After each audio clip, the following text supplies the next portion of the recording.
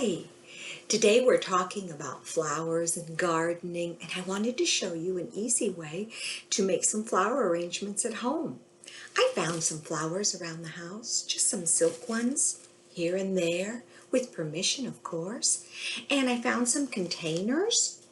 They can be cups, it can be an empty container, it could even be a large drink container, plastic. And then I took some of those flowers and I put them in different ways. I just like to arrange them like this and like that. And then I'll put a pink one and a blue one, and I'll even put some red in there. And I went outside and I found some flowers out in the garden, all around the house. There's some flowers, and there's even some little bitty, look at that, little garden flowers.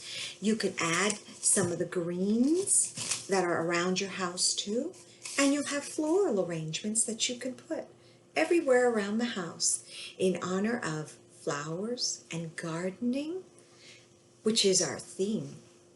I hope you enjoyed this video, and I hope to see you again next week with a new theme. Bye.